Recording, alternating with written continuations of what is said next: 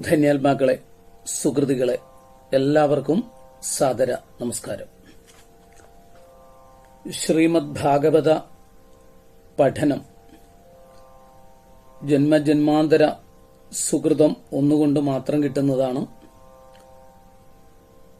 സാക്ഷാൽ ശ്രീകൃഷ്ണ ഭഗവാന്റെ പരിപൂർണ തേജസ്സിനാൽ പരിപൂരിതമാക്കപ്പെട്ട ശ്രീമദ് ഭാഗവതം പ്രത്യക്ഷ കൃഷ്ണ സ്വരൂപമായിട്ട് ഈ കലിയുഗത്തിൽ പരിലസിച്ചുകൊണ്ടിരിക്കുന്നു.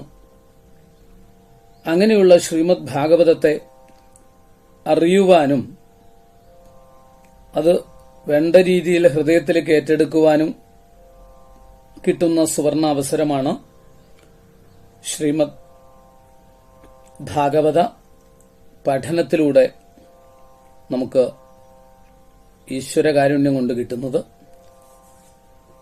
ശ്രീമദ് ഭാഗവതത്തിലെ പ്രഥമസ്കന്ധം 19 അധ്യായങ്ങളുള്ള പ്രഥമസ്കന്ധത്തിൽ 15-ാം അധ്യായത്തിലെ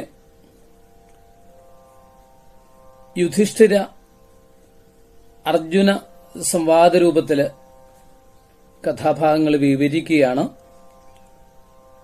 ഇവിടെയാണ് നമ്മൾ ഇന്ന് ഭാഗവതം പഠിക്കുന്നത്.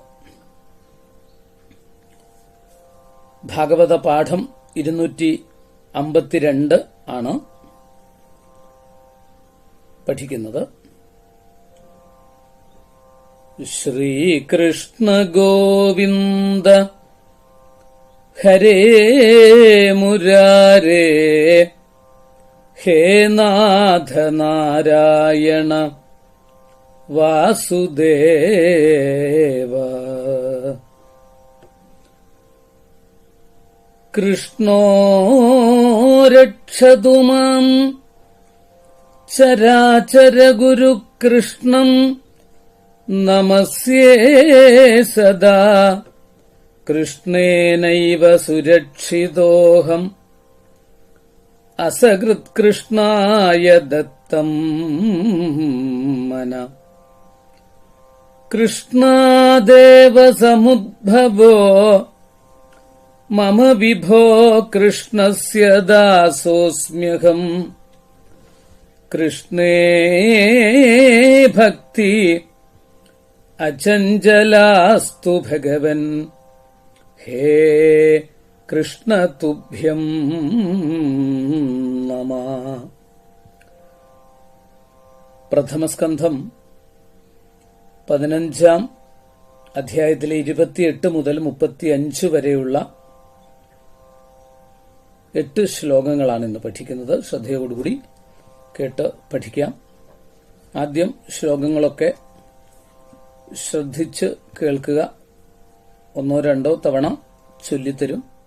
സൂത ഉവാച ഏവം ചിന്തയതോ ജിഷ്ണോഃ കൃഷ്ണപാദസരോരുഹം സൗഹാർദ്ദേനാദിഗാഢേന ശാന്താസീദ്വിമലാമതി. സൂത ഉവാച ഏവം ചിന്തയതോ ജിഷ്ണോഃ കൃഷ്ണപാദസരോരുഹം സൗഹാർദ്ദേനാദിഗാഢേന ശാന്താസീദ്വിമലാമതി. വാസുദേവംഘ്രെ അനുധ്യാന പരിബൃംഹിതരംഹസ ഭക്ത്യാ നിർമ്മിതാശേഷകഷായധിഷണോർജുന. വാസുദേവംഘ്രെ അനുധ്യാന പരിബൃംഹിതരംഹസ ഭക്ത്യാ നിർമഥിതാശേഷ കഷായധിഷണോർജുന. ഗീതം ഭഗവതാ ജ്ഞാനം യത്തൽ സംഗ്രാമമൂർധനി കാലകർമ്മതമോരുദ്ധം പുനരധ്യഗമൽ പ്രഭു. ഗീതം ഭഗവതാ ജ്ഞാനം യത്തൽ സംഗ്രാമമൂർധനി കാലകർമ്മതമോരുദ്ധം പുനരധ്യഗമൽ പ്രഭു. വിശോകോ ബ്രഹ്മസമ്പത്യാ സംഛിന്നദ്വൈത സംശയ ലീനപ്രകൃതി നൈർഗുണ്യാദലിംഗത്വാദസംഭവ. വിശോകോ ബ്രഹ്മസമ്പത്യാ സംഛിന്നദ്വൈത സംശയ ലീനപ്രകൃതി നൈർഗുണ്യാദലിംഗത്വാദസംഭവ. നിശമ്യ ഭഗവൻ മാർഗം സംസ്ഥാം യദുകുലസ്യ ച സ്വപഥായ മതിം ചക്രേ നിഭൃതാത്മാ യുധിഷ്ഠിര. നിശമ്യ ഭഗവൻ മാർഗം സംസ്ഥാം യദുകുലസ്യ ച സ്വപഥായ മതിം ചക്രേ നിഭൃതാത്മാ യുധിഷ്ഠിര. പൃഥാപ്യനുശ്രുത്യ ധനഞ്ജയോദിതം നാശം യദൂനാം ഭഗവദ്ഗതിം ച താം ഏകാന്തഭക്ര്യാ ഭഗവത്യഥോക്ഷജേ നിവേശിതാത്മോപരരാമസംസൃതേഃ. പൃഥാപ്യനുശ്രുത്യ ധനഞ്ജയോദിതം നാശം യദൂനാം ഭഗവദ്ഗതിം ച താം ഏകാന്തഭക്ത്യാ ഭഗവത്യഥോക്ഷജേ നിവേശിതാത്മോപരരാമ സംസൃതേഃ. യയാഹരൽ ഭുവോ ഭാരം താം തനും വിജഹാവജ കണ്ടകം കണ്ടകേനേവ ദ്വയം ചാപീശിതുസ്സമം. യയാഹരൽ ഭുവോ ഭാരം താം തനും വിജഹാവജ കണ്ടകം കണ്ടകേനൈവ ദ്വയം ചാപീശിതുസ്സമം. യഥാ മത്സ്യാദിരൂപാണി ധത്തേ ജഹ്യൽ യഥാ നട ഭൂഭാരക്ഷപിതോ യേന ജഹൂ തച്ച കളേബരം. യയാഹരൽ ഭുവോ ഭാരം താന്തനും വിജഹാവജ കണ്ടകം കണ്ടകേനേവ ദ്വയം ചാപീശിതുസ്സമം. യഥാ മത്സ്യാദിരൂപാണി ധത്തേ ജഹ്യൽ യഥാ നട ഭൂഭാരക്ഷപിതോ യേന ജഹൂ തച്ച കളേബരം.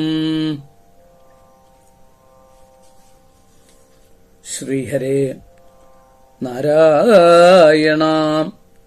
ഈ 8 ശ്ലോകങ്ങളുടെ പദങ്ങളും അന്വയവും അന്വയാർത്ഥങ്ങളും ഒക്കെ നമുക്കൊന്ന് പെട്ടെന്ന് മനസ്സിലാക്കി മുന്നോട്ട് പോകാം. സൂത ഉവാച. സൂതൻ പറഞ്ഞു, ഏവം ചിന്തയതോ ജിഷ്ണോഃ കൃഷ്ണപാദസരോരുഹം സൗഹാർദ്ദേനാതിഗാഢേന ശാന്താസീദ്വിമലാമതി. ഏവം ഇപ്രകാരം ചിന്തയതോ ജിഷ്ണോഃ കൃഷ്ണപാദസരോരുഹം സൗഹാർദ്ദേന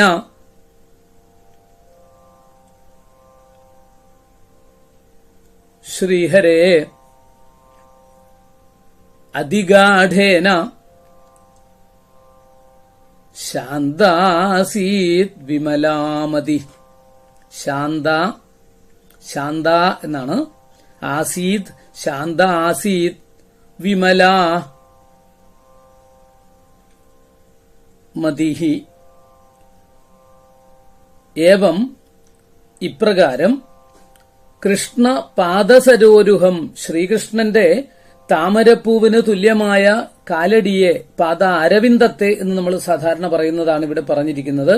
താമരപ്പൂവിന് തുല്യമായ അവിടുത്തെ കാലടിയെ അതിഗാഢേന ഏറ്റവും അഗാധമായ സൗഹാർദ്ദേന സ്നേഹത്തോടുകൂടെ ചിന്തയത സ്മരിക്കുന്ന ജിഷ്ണോഹോ അർജുനന്റെ മതിഹി ബുദ്ധി വിമല ചളി നീങ്ങിയതും നിർമ്മലമായതും എന്നർത്ഥം. ശാന്ത ശമഗുണത്തോട് ചേർന്നതുമായിട്ട് ആസീൽ ഭവിച്ചു. സൂതൻ പറഞ്ഞു, ഏറ്റവും അഗാധമായിരിക്കുന്ന ശ്രീകൃഷ്ണ ഭക്തിയോടുകൂടെ ഭഗവത് പാദങ്ങളെ ഇപ്രകാരം സ്മരിച്ച് പരിതപിച്ച അർജുനന്റെ ബുദ്ധിയിൽ ആനന്ദരസം വർദ്ധിച്ചു, വൈരാഗ്യമുറച്ചു, വൈരാഗ്യമുദിച്ചു. വൈരാഗ്യം എന്ന് പറഞ്ഞാൽ ഈ കാണുന്ന വിഷയങ്ങളിൽ നിന്ന് ഉള്ള വിരക്തി ഉണ്ടായി എന്നർത്ഥം. അടുത്ത ശ്ലോകങ്ങൾ 2 ശ്ലോകങ്ങളാണ് ഒരുമിച്ച് പഠിക്കുന്നത്, അർത്ഥം മനസ്സിലാക്കുന്നത്. 29 വാസുദേവാംഘ്രനുധ്യാന പരിബൃംഹിതരം ഹസ ഭക്തിയാ നിർമ്മിതാശേഷകഷായധിഷണോർജുന ഗീതം ഭഗവതാജ്ഞാനം യത്തൽ സംഗ്രാമമൂർധനി കാലകർമ്മതമോരുദ്ധം പുനരധ്യാഗമദ്വിഭൂ. വാസുദേവാംഘ്രി അനുധ്യാന പരിബൃംഹിതരം വസ. 2 വരികൾ, അതായത് ഒരു ശ്ലോകത്തിന്റെ 2 വരികൾ പൂർവാർദ്ധം, അത് ഒറ്റ പദമായിട്ടാണ് ഇവിടെ. വാസുദേവാംഘ്രി അനുധ്യാന പരിബൃംഹിതരം വസ. വാസുദേവന്റെ അംഘ്രികളെ, പാദങ്ങളെ അധിക സമയം തുടർച്ചയായി ധ്യാനിച്ചതുകൊണ്ട് വർദ്ധിച്ച ശക്തിയോടുകൂടിയ ഭക്തിയാൽ നിർമ്മിത ആശേഷ കഷായധിഷണ നിശേഷം നശിപ്പിക്കപ്പെട്ട ബഹുവിധ ചിന്തകൾ നിമിത്തം ശുദ്ധബുദ്ധിയോടുകൂടിയ, അതായത് ചിന്തകള്, ബഹുവിധ ചിന്തകള് ഒക്കെ ഈ ഭഗവാന്റെ പാതാരബിന്ദത്തെ ചിന്തിച്ചതിലൂടെ, നിരന്തരമായിട്ട് ചിന്തിച്ചതിലൂടെ നിശേഷം മാറിയിട്ട് ശുദ്ധബുദ്ധിയായി. അർജുനൻ സംഗ്രാമമൂർധനി, യുദ്ധാരംഭത്തിൽ ഭഗവാനാൽ ഗീതം ഉപദേശിക്കപ്പെട്ടതും കാലകർമ്മതമോരുദ്ധം, കാലവും കർമ്മവും നിമിത്തം ബാധിച്ച ഇരുട്ടിൽ മറവിൽ അകപ്പെട്ടിരുന്നതുമായ യജ്ഞാനം, തത് യാതൊരു ജ്ഞാനമോ അതിനെ വിഭുഹു സമർത്ഥനായ അർജുനൻ പുനഃ അധ്യാഗമത് വീണ്ടും പ്രാപിച്ചു. ശ്രീ വാസുദേവന്റെ പാദകമലങ്ങളെ നിരന്തരം ബലമായി ചിന്തിച്ചതുകൊണ്ട് വർദ്ധിച്ചു വന്ന ഭക്തിയാൽ കാമാദിദോഷങ്ങൾ നിശേഷം നശിക്കപ്പെടുകയാൽ നിർമ്മലമായ ബുദ്ധിയോടുകൂടിയ അർജുനൻ യുദ്ധഭൂമിയിൽ വെച്ച് ശ്രീകൃഷ്ണ ഭഗവാൻ ഉപദേശിച്ചതും ഇതുവരെ ഇത്രയും കാലത്തിനിടയിൽ കർമ്മത്താലും മോഹത്താലും, അതായത് കാലത്തിനാലും കർമ്മത്താലും മോഹത്താലും മറയ്ക്കപ്പെട്ടിരിക്കുന്നതുമായ ജ്ഞാനത്തെ രണ്ടാമതും പ്രാപിച്ചു എന്നാണ്. അതായത് അർജുനൻ പണ്ട് വിഷാദയോഗത്തിൽപ്പെട്ട് യുദ്ധക്കളത്തിൽ തളർന്നു കിടക്കുന്ന അവസരത്തിലാണ് ശ്രീകൃഷ്ണ ഭഗവാൻ എന്തുപദേശിച്ചത്? ഭഗവത്ഗീത, അതിശ്രേഷ്ഠമായിട്ടുള്ള ഗീത ഉപദേശിച്ചത്. വർഷങ്ങൾ കഴിഞ്ഞു. പക്ഷെ കുറെ വർഷങ്ങൾ കഴിഞ്ഞപ്പോൾ ഈ കാലത്തിന്റെ കുത്തൊഴുക്കിലും കർമ്മത്തിന്റെ പ്രഭാവത്തിനിടയിലും മോഹം എന്ന് പറഞ്ഞാൽ ഓർമ്മ നഷ്ടപ്പെടുക, ഭൗതിക വിഷയങ്ങളിലുള്ള മോഹം വർദ്ധിക്കുക, ഇതിന്റെയൊക്കെ ഫലമായിട്ട് നഷ്ടപ്പെട്ടു പോയ അല്ലെങ്കിൽ മറക്കപ്പെട്ടിരുന്നതായ ജ്ഞാനം ഭഗവാൻ പോയതോടുകൂടി ഭഗവാന്റെ അസാന്നിധ്യത്തിൽ വീണ്ടും രണ്ടാമതും പ്രാപിച്ചു, അതിലേക്ക് എത്തിച്ചേർന്നു. ആ ഭഗവാന്റെ യഥാർത്ഥ തത്വം, ഭഗവാൻ ഉപദേശിച്ച സന്ദേശങ്ങളൊക്കെ അർജുനൻ വീണ്ടും മനസ്സിലൂടെ പുനഃസ്ഥാപിച്ചു എന്ന് താൽപര്യം. അടുത്ത ശ്ലോകം 31. വിശോകോ ബ്രഹ്മസമ്പത്യ സംഛിന്നദ്വൈത സംശയ ലീനപ്രകൃതി നൈർഗുണ്യാത് അലിംഗത്വാദസംഭവ. വിശോകോ ബ്രഹ്മസമ്പത്യ സംഛിന്നദ്വൈത സംശയ ലീനപ്രകൃതി നൈർഗുണ്യാത് അലിംഗത്വാത് അസംഭവ. ബ്രഹ്മസമ്പത്യ, ബ്രഹ്മപ്രാപ്തി കൊണ്ട്, സംഛിന്നദ്വൈത സംശയ, മൂലത്തോടുകൂടിയ മൂലത്തോടുകൂടെ മുറിക്കപ്പെട്ട രണ്ടെന്ന ഭാവത്തോടും സംശയത്തോടും കൂടിയവനും.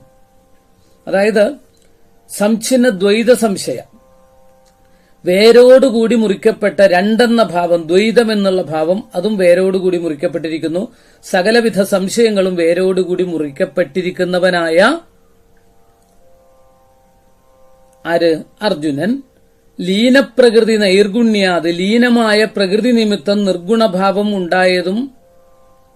ഉണ്ടായത് ഹേതുവായിട്ടും, അതായത് ഈ ഞാനെന്ന് എന്റേതെന്നൊക്കെയുള്ള ഭാവത്തേക്ക് മാറ്റിയിട്ട് ദ്വൈതം എന്നുള്ള ഭാവം, രണ്ടെന്നുള്ള ഭാവത്തെ ഇല്ലാത്തവനായിട്ട്, സംശയങ്ങളൊക്കെ ദൂരീകരിക്കപ്പെട്ടവനായിട്ട്, ലീനമായ പ്രകൃതി നിമിത്തം നിർഗുണഭാവം ഉണ്ടായത് കൊണ്ട്,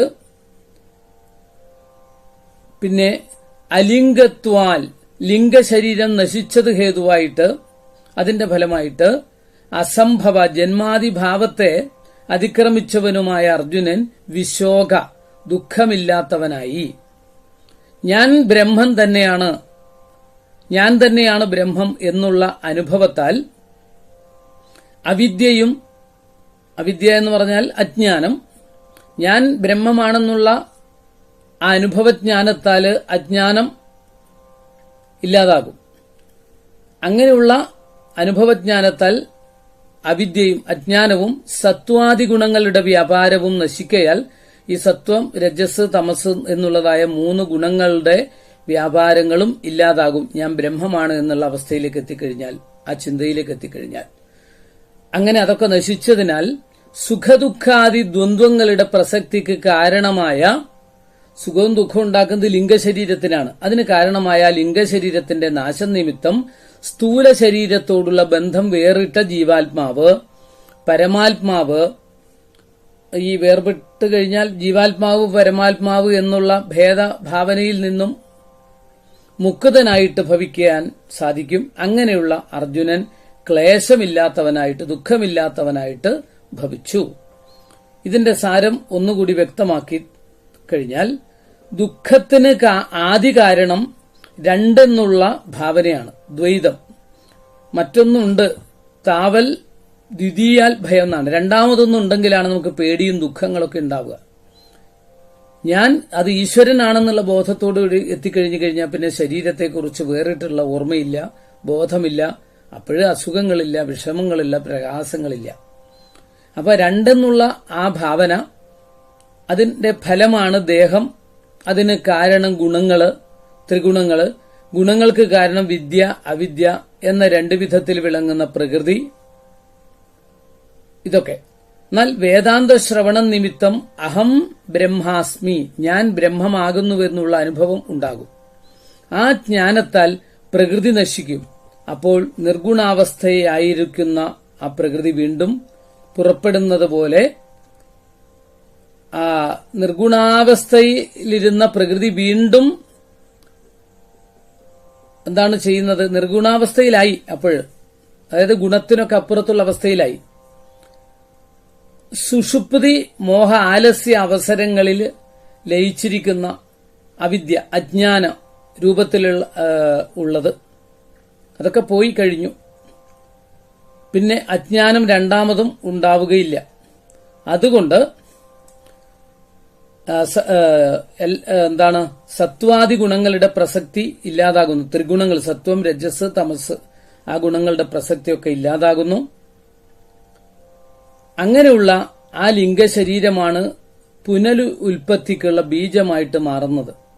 അതിന്റെ നാശം സംഭവിക്കുന്നതുകൊണ്ട് ദ്വൈതഭ്രമത്തിന് കാരണമായ ഈ പുറമേ കാണുന്ന ശരീരത്തിലെ അഭിമാനവും നശിച്ചതുകൊണ്ട് അർജുനന് ഭാഗവതത്തിന്റെ മഹാത്മ്യത്തിൽ പറഞ്ഞ ഭാവം, ഭിദ്യതേ ഹൃദയഗ്രന്ഥി ഛിദ്യന്തേ സർവസംശയ, എല്ലാ അഹവും ഇല്ലാതായി, സകല സംശയങ്ങളും തീർന്ന അവസ്ഥയിലേക്കെത്തി, ബ്രഹ്മസാക്ഷാത്കാരം എന്നുള്ള ഉയർന്ന അവസ്ഥയിലേക്കെത്തി എന്ന് താൽപര്യം. അടുത്ത ശ്ലോകം 32. കുറച്ച് ശ്രദ്ധിച്ചിട്ടാണ് കൂടുതൽ ഭാവാർത്ഥങ്ങൾ മനസ്സിലാക്കേണ്ടത്. ചൊല്ലാൻ പഠിക്കാനും പദങ്ങളും അത് ആദ്യ ഭാഗത്ത് വളരെ വ്യക്തമായിട്ട് പറഞ്ഞു കഴിഞ്ഞു. 32ാമത്തെ ശ്ലോകം. നിശമ്യ ഭഗവൻ മാർഗം സംസ്ഥാം യദുകുലസ്യ ച സ്വപഥായ മതിം ചക്രേ നിഭൃതാത്മാ യുധിഷ്ഠിര. നിഭൃതാത്മാ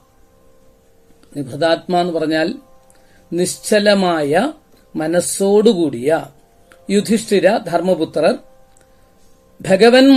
ഭഗവാന്റെ മാർഗത്തെയും യദുകുലസ്യ യദുവംശത്തിന്റെ സംസ്ഥാം ച നാശത്തെയും നിശമ്യ കേട്ടിട്ട് സ്വപഥായ സ്വർഗലോകത്തിനായിക്കൊണ്ട് മതിം ചക്രേ സങ്കൽപ്പിച്ചു. അർജുനൻ പറഞ്ഞതിൽ നിന്ന് ശ്രീകൃഷ്ണ ഭഗവാൻ സ്വസ്ഥാനത്തെ പ്രാപിച്ചുവെന്നും യദുകുലം ഭഗവൻ സങ്കല്പമനുസാരേണ, അതായത് ഭഗവാന്റെ സങ്കല്പത്തിനനുസരിച്ച് നശിച്ചുവെന്നും അറിഞ്ഞപ്പോൾ മനസ്സിനെ ചലിപ്പിക്കാതെ ഏകാഗ്രമായിട്ട് ഉറപ്പിച്ച ധർമ്മപുത്ര മഹാരാജാവ് ഇഹലോകവാസത്തെ നിർത്തി സ്വർഗത്തെ അല്ലെങ്കിൽ സ്വർഗലോകത്തെ പ്രവേശിക്കാനുള്ള കാലമാണിതെന്ന് നിശ്ചയിച്ചു.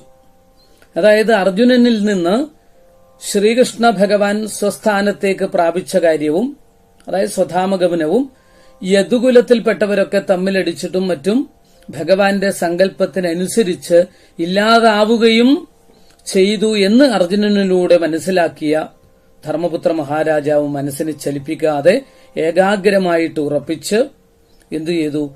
ഇഹലോകവാസത്തെ, ഈ ലോക ജീവിതത്തെ ഇവിടെ തന്നെ അവസാനിപ്പിച്ച് സ്വധാമത്തിലേക്ക്, അതായത് സ്വർഗലോകത്തെ പ്രാപിക്കണമെന്നുള്ള ആഗ്രഹത്തോടുകൂടി അതിനുള്ള സമയമായി എന്ന് ഉറപ്പിച്ചു, നിശ്ചയിച്ചു. അടുത്ത ശ്ലോകം 33.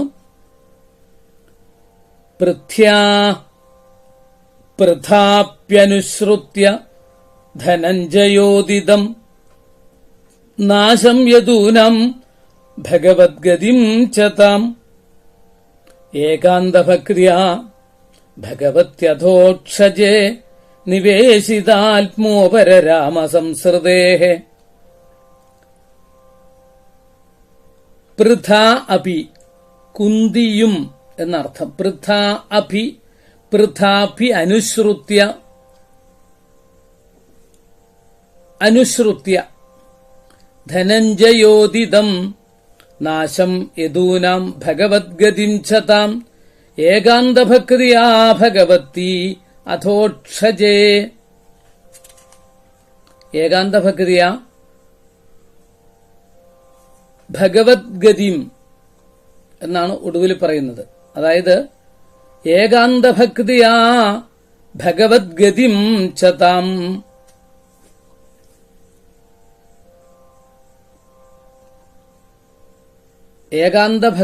ഭഗവദ്ഗതിം ച താം ഏകാന്തഭക്തിയാ ഭഗവതി അഥോക്ഷജേ നിവേശിതാത്മോപരരാമ. നിവേശിതാത്മാ ഉപരരാമ സംസൃതേഹ. പദങ്ങള് പൃഥാ അപി, കുന്തിയും, ധനഞ്ജയോദിതം, ധനഞ്ജയനാൽ പറയപ്പെട്ടതായ, യദൂനാം, യദുക്കളുടെ,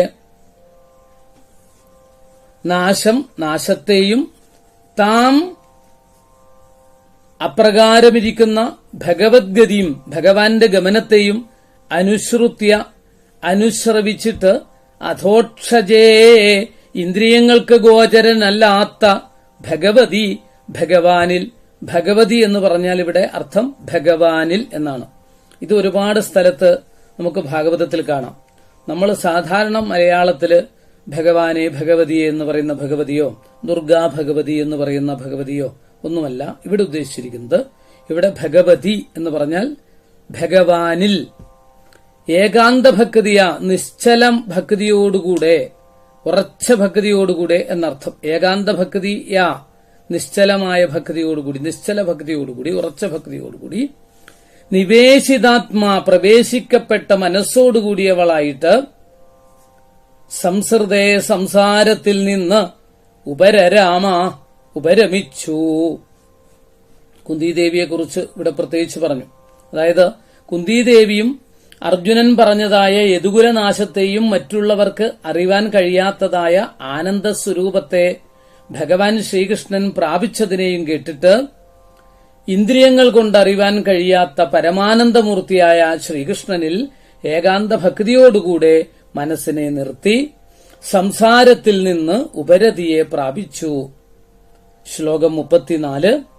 യയാഹരൽ ഭുവോ ഭാരം താന്തനും വിജഹാവജ കണ്ടകം കണ്ടകേനേവ ദ്വയം ചാപീശിതുസമം. അജ, ജനനമില്ലാത്തവൻ. അജ എന്ന് പറഞ്ഞാൽ എന്താണ് അർത്ഥം? ജനനമില്ലാത്തവൻ എന്നർത്ഥം. അജ. യയാ, യാതൊന്നിനെ കൊണ്ട് ഭുവ, ഭൂമിയുടെ ഭാരം, ഭാരത്തെ, ഭാരം എന്ന് പറഞ്ഞ ഭാരത്തെ, കണ്ടകേന കണ്ടകം കൊണ്ട്, കണ്ടകം ഇവ, കണ്ടകത്തെ എന്ന പോലെ, അഹരത് ഹരിച്ചു, താം തനും ആ തനുവിനെ, വിജഹൗ ഉപേക്ഷിച്ചു, ഈശിതു ഈശ്വരന്, ദ്വയം ച രണ്ടും, സമം തുല്യം.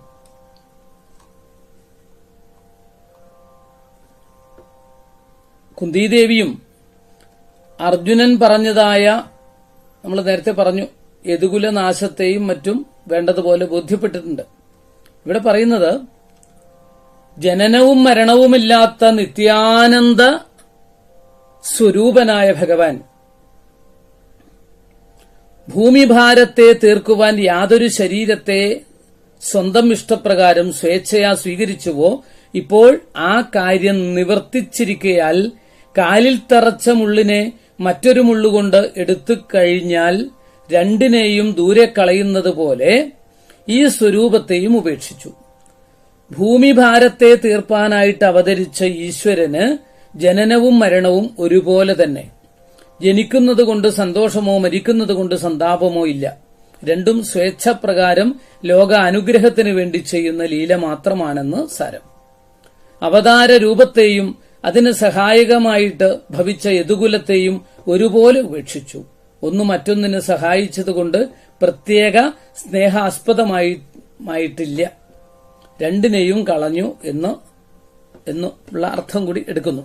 അതായത് നമ്മളിവിടെ പറഞ്ഞിരിക്കുന്നത്, നമ്മുടെ കാലിൽ ഒരു മുള്ളു തറച്ചാല് ആ കാലിൽ തറച്ച മുള്ള് എടുത്തു കളയാൻ പണ്ട് കാലത്ത് ഉടനെ ഡോക്ടറെ അടുത്ത് പോവല്ല ചെയ്യുക.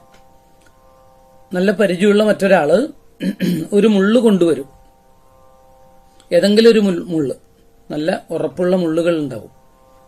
അങ്ങനെയുള്ള മുള്ളു കൊണ്ടുവന്നിട്ട് ഈ കുത്തിയിട്ട്, ഈ മുള്ളുകൊണ്ട് കാലിൽ തറച്ച മുള്ളു കുത്തിയെടുക്കും. അങ്ങനെ ആ മുള്ളു പുറത്തേക്ക് എടുത്തു കഴിഞ്ഞാൽ ഈ കാലിൽ തറച്ച മുള്ളും ഇത് കുത്താനായിട്ട് ഉപയോഗിച്ച മുള്ളും ഒരുമിച്ച് വളരെ ദൂരെ കളയുന്നത് പോലെ ഭഗവാൻ ഭൂമിയുടെ ഭാരം തീർക്കുന്നതിനു വേണ്ടി സ്വേച്ഛയാ ശരീരമെടുത്തു. യാദവകുലത്തിലുള്ളവരെയും സൃഷ്ടിച്ചു.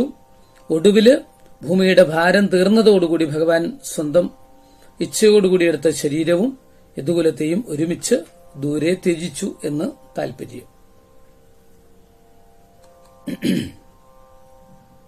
ഇനി അടുത്തത് 35-ാമത്തെ ശ്ലോകമാണ്. യഥാമത്സ്യാദിരൂപാണി ധത്തേ ജഹ്യാദ്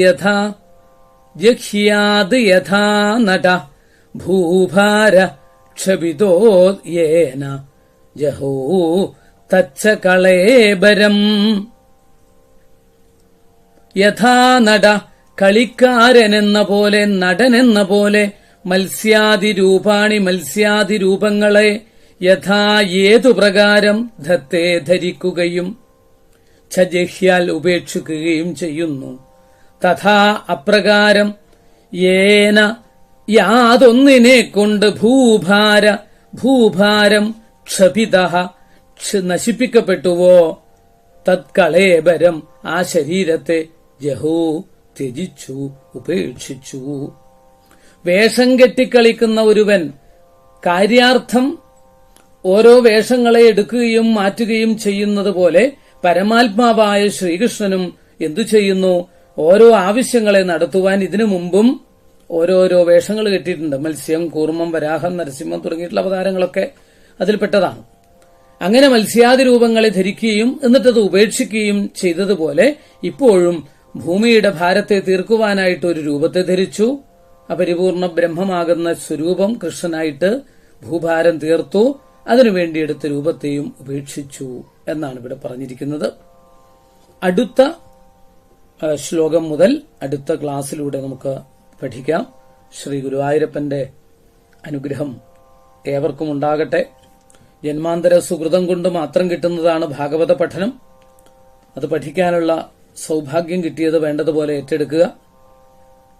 ഒരുപാട് പ്രയാസങ്ങൾ, ത്യാഗങ്ങളൊക്കെ സഹിച്ചാൽ മാത്രമേ നമുക്ക് എന്തും സാധിക്കുള്ളൂ. ഒരു പാഠം, ഇതുപോലെ അരമണിക്കൂറുള്ള ഒരു ഭാഗവത പാഠം ശ്രദ്ധയോടുകൂടി പഠിക്കാനുള്ള അവസരം കിട്ടണമെങ്കിൽ ഇത്തരത്തിലുള്ള ഒരു പാഠം തയ്യാറാക്കി യൂട്യൂബിലൂടെ നിങ്ങൾക്ക് ഓരോരുത്തർക്കും അത് കിട്ടണം. അതും വലിയ പാഠങ്ങളാണ്, 5 മിനിറ്റിന്റേതല്ല. പക്ഷെ ഇത്രയും കാര്യങ്ങൾ, 8 ശ്ലോകങ്ങളൊക്കെയുള്ള കാര്യങ്ങൾ അന്വയത്തോടുകൂടി പഠിക്കാൻ സാധിക്കുക എന്നുള്ളത് ജന്മാന്തര സുകൃതമാണ്. അത് ഉണ്ടാക്കാൻ സാധിക്കുന്നതും ശ്രോതാക്കളിലേക്ക്, പഠിതാക്കളിലേക്ക്, സജ്ജനങ്ങളിലേക്ക് അത് എത്തിക്കാൻ സാധിക്കുന്നതും ഒരു സാധനയായിട്ടെടുത്തിട്ടാണ് ഇത് മുന്നോട്ട് കൊണ്ടുപോകുന്നത്. ഈ വൈശാഖ മാസത്തില് തിരക്കുകൾക്കിടയിലും നമുക്ക് ശ്രദ്ധിച്ച് പഠിക്കാനിടവരണം. ഒരുപാട്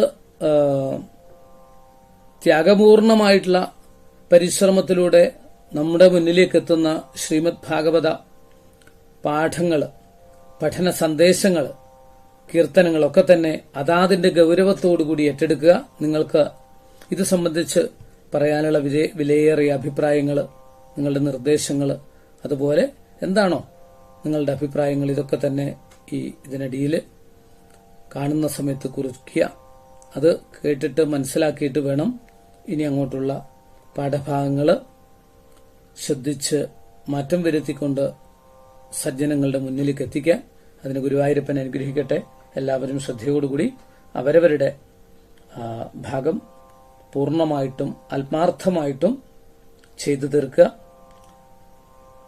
യോഗീന്ദ്രാണം ത്വദംഗേഷ്വധിക സുമധുരം മുക്തിഭാജാം നിവാസോ ഭക്താനാം കാമവർഷ ദ്യുതരുകിസലയം നാഥതേ പാദമൂലം നിത്യം ചിത്തസ്ഥിതം മേ പവനപുരപദേ കൃഷ്ണ കാരുണ്യസിന്ധോ ഹൃത്വാ നിശേഷതാപൻ പ്രതിശതു പരമാനന്ദ സന്തോഹലക്ഷ്മീം. കായേന വാചാ മനസേന്ദ്രിയൈർവാ ബുദ്ധ്യാത്മനാ വാ പ്രകൃതേ സ്വഭാവാൽ കരോമി യദ്യൽ സകലം പരസ്മൈ നാരായണായേതി സമർപ്പയാമി. ഹരേ രാമ ഹരേ രാമ രാമ രാമ ഹരേ ഹരേ ഹരേ കൃഷ്ണ കൃഷ്ണ കൃഷ്ണ ഹരേ ഹരേ. എല്ലാവർക്കും നമസ്കാരം.